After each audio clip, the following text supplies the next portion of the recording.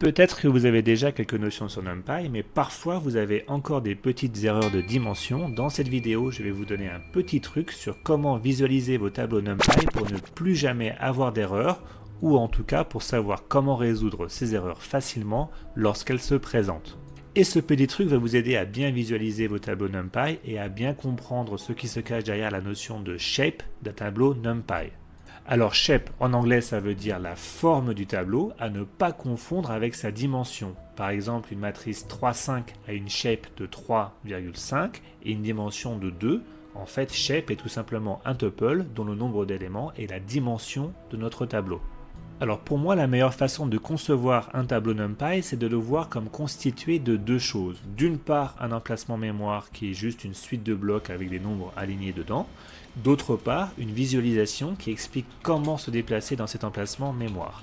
Partons d'un exemple simple, un simple vecteur avec 12 éléments sur NumPy. Son emplacement mémoire contient les 12 nombres entre 1 et 12 par exemple. Et pour sa visualisation, on ajoute un indice qui décrit comment interpréter ces données.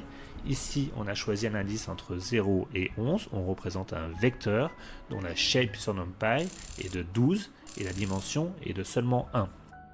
Si on utilise la fonction reshape de NumPy, on ne change pas l'emplacement mémoire de ce vecteur. On crée juste une nouvelle visualisation qui décrit une nouvelle façon d'interpréter les données. Par exemple, si on fait b égale a.reshape 3, 4, le tableau a exactement les mêmes chiffres de 1 à 12 dans son emplacement mémoire, mais maintenant il est indexé par deux indices, i et j, qui vont entre 0 et 2 et entre 0 et 3 respectivement. La shape de B est maintenant 3, 4 et la dimension est de 2. On peut voir que le deuxième indice change rapidement alors que le premier indice change plus lentement. Si on veut l'inverse, il suffit de faire C égale A.reshape 4, 3 qui nous donne le tableau NumPy toujours avec les mêmes chiffres en mémoire et encore une autre visualisation avec une shape de 4, 3 et par contre toujours une dimension de 2 comme il y a cette fois encore deux indices pour la visualisation. Du coup, c'est maintenant assez clair de comprendre ce que signifie pour un tableau NumPy d'avoir une shape qui contient une ou plusieurs fois le nombre 1. Par exemple, si on fait D égale A.reshape 12, 1, le tableau D est indexé par deux indices. Le premier variant entre 0 et 11, alors que le second vaut toujours 0 quoi qu'il arrive. Ajouter un 1 dans la shape d'un tableau NumPy, c'est donc gratuit en quelque sorte. Et rien ne vous empêche d'ajouter autant de 1 que vous le voulez dans la shape.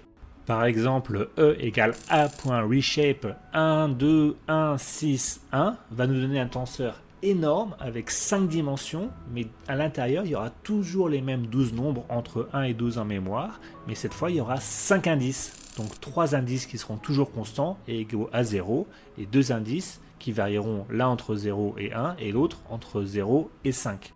Alors, qu'est-ce qu'on peut faire avec tout ça? Eh bien, puisque NumPy.reshape ne fait que changer la visualisation d'un tableau, il ne faut pas que vous ayez peur de l'utiliser à chaque fois que vous en avez besoin.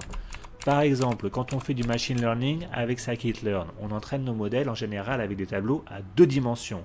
xtrain.shape égale mn, où m est le nombre d'exemples, et n est le nombre de features. Donc m est le nombre de lignes, et n est le nombre de colonnes de notre tableau.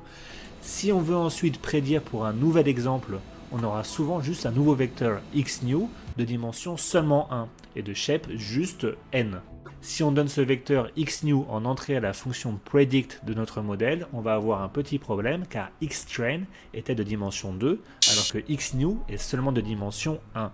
Scikit-learn ne va pas accepter du tout et va renvoyer une erreur parce qu'il s'attend à recevoir un tableau de même dimension que xtrain, c'est-à-dire de dimension 2. Qu'à cela ne tienne, il est très facile de transformer un vecteur en un tableau de dimension 2 en utilisant la fonction reshape. On va donc faire tout simplement xnew.reshape 1n. Attention, on fait reshape 1n et non pas reshape n1. On met n, le nombre de features, à droite et non pas à gauche pour avoir une matrice à n colonnes, exactement comme l'était xtrain. Et voilà, le problème est résolu. Il suffit donc d'être toujours très vigilant et d'être toujours prêt à utiliser sans hésiter la fonction reshape de NumPy pour résoudre tous les petits problèmes de dimension. Voilà, j'espère que cette vidéo va vous aider à éviter et à résoudre pas mal de problèmes de dimension avec NumPy. Je vous dis à très bientôt pour la suite des vidéos sur l'apprentissage automatique avec Scikit-learn. Bonne journée à tous.